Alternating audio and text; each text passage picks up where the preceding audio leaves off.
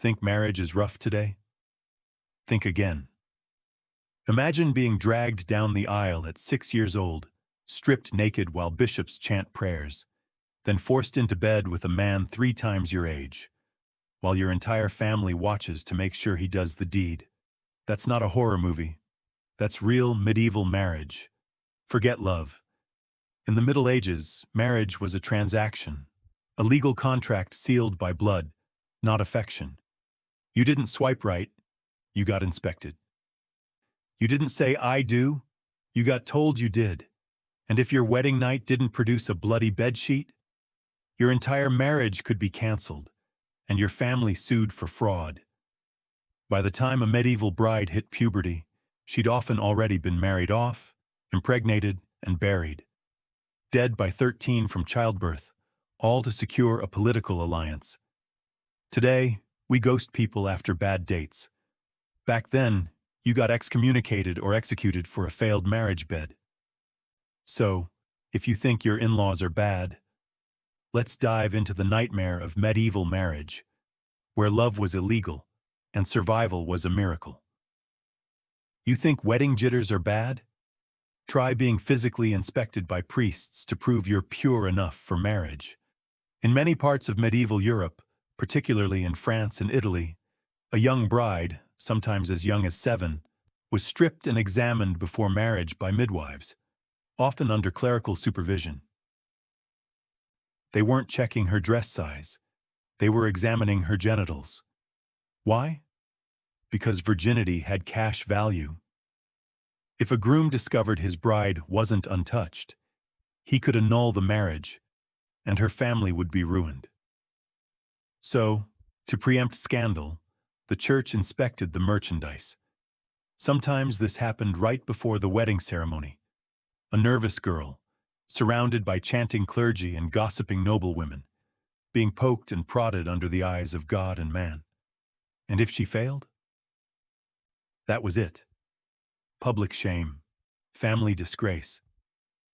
Dowry returned. Today we worry about cold feet. Back then girls feared bleeding to death from a forced exam. But this horror was just foreplay, because the next step was far worse. You thought your honeymoon was awkward? Medieval couples had to perform their wedding night under surveillance, literally. In noble and royal circles, the consummation wasn't just expected, it was witnessed. Servants, priests, even government officials stood inside the room or right outside the curtains, watching, listening, and documenting the act. The Archbishop of Canterbury once stood at the foot of the bed during a royal consummation. Take Margaret of Anjou, married to King Henry VI at age 15. On their wedding night in 1445, 23 people stood in the room, from bishops to nobles, to verify she fulfilled her duty. Imagine losing your virginity while your uncles comment on your technique. And if there was no blood on the sheets the next morning, they'd hang the linens from castle windows to humiliate you, or worse, force a retry the next night. Today, it's called voyeurism. Back then, it was state policy. And if the groom couldn't perform, if your husband couldn't seal the deal, you went to court. No, not divorce court, performance court. In 1370, a man named John Sanderson was taken to trial in York, England. His wife claimed he couldn't consummate their marriage. The solution? A full physical examination by state-certified medical examiners conducted in public. They literally tested him with temperature changes, physical touch, even stimulation attempts. Judges watched. Scribes documented every twitch. Families attended. And if he failed? His wife could take his fortune, and he would be branded impotent in legal records, a reputation more feared than death. In one case in 1450 Paris, Pierre de Franville succeeded, but only after consuming a poisonous herbal remedy that left him half paralyzed. The medieval justice system didn't care about your feelings. It cared if you could breed. Today, men get performance anxiety over texts. Imagine proving yourself on a witness stand, with your in-laws jeering. Still think you could survive a medieval marriage? Here's the real horror. Girls were married at 6, pregnant at 12, and dead by 13. In many medieval cultures, especially among the nobility, girls were betrothed as toddlers and expected to bear children the moment they reached puberty. Why? Because younger girls meant longer breeding years and more heirs. But the female body isn't built for childbirth at 12. In fact, childbirth was the leading cause of death for women in the Middle Ages. Some estimates say up to 1 in 3 women died giving birth, and even more suffered lifelong injuries like fistulas, where the bladder tears into the vagina, causing constant leaking and social ostracization. Picture a 13-year-old girl screaming in agony as a baby tears through her underdeveloped pelvis. No anesthesia, no knowledge of germs, and a midwife armed with a prayer and a knife. And the church? It said dying in childbirth was God's will. Now that's a honeymoon from hell. Here's a twisted truth. A husband didn't marry a woman. He purchased her. In medieval law, marriage turned women into legal property. Once married, a woman had no right to her own body, income, or voice. Her husband could beat her, imprison her, or even sell her to another man, and the law would back him. In 1321, an Englishman legally leased his wife to another for labor and intimacy. It wasn't considered scandalous. It was considered efficient. Domestic violence wasn't just common. It was encouraged. In many parts of Europe, laws explicitly allowed moderate correction, which translated to, "You can beat your wife, just don't kill her." In today's terms, marriage was a state-sanctioned hostage situation. No consent, no exit, no rights. You weren't a bride, you were chattel, and if you disobeyed, you paid with your blood. Think divorce court is brutal today? In the Middle Ages, there was no divorce, at least not for regular people. Marriage was a holy sacrament, sanctioned by God and governed by the church. Once you were married, you were chained for life, no matter how abusive, cruel, or deranged your spouse was. Adultery, beatings, impotence, none of that mattered. The only legal way out was annulment, and to get one, you had to prove you were never truly married in the first place. That meant undergoing humiliating trials, like public virginity tests, or proving your husband had been incapable in bed from the start. In some cases, men had to perform in front of clergy to prove their virility. If you failed, you stayed married. One woman in 14th century France tried to flee her violent husband. The church ordered her dragged back to his house in chains. So when people say marriage is forever in the Middle Ages, it really was. Marriage wasn't about love, it was about property, and women were the prize. In most medieval societies, fathers negotiated bride prices or dowries, cash, livestock, or land exchanged for their daughters. Think of it as human trafficking with nicer clothes. The more fertile, obedient, and virginal the girl, the higher the price. In one documented case from 1308, a nobleman sued another family because the bride's dowry was late, even though she had died in childbirth 2 days after the wedding.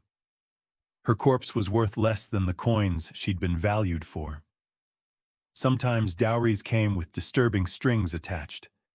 If a woman failed to produce an heir, the money had to be returned. That meant a stillbirth could bankrupt your entire family. It wasn't love. It was livestock logic. And if you think that's grim, wait until you hear what they did to adulterous brides. Medieval justice had a special place in hell for bad wives. Adultery? The penalty was often mutilation, branding, or execution. In 15th century Germany, an unfaithful wife might have her nose cut off, a symbolic destruction of beauty and dignity. In England, some were burned alive, and disobedience didn't even require infidelity. There are court records of women being punished simply for refusing sex, speaking too freely, or even eating food before their husbands. One popular punishment? The branks, or scold's bridle, a metal cage placed over a woman's head, complete with a spike in the mouth to pierce the tongue if she tried to speak.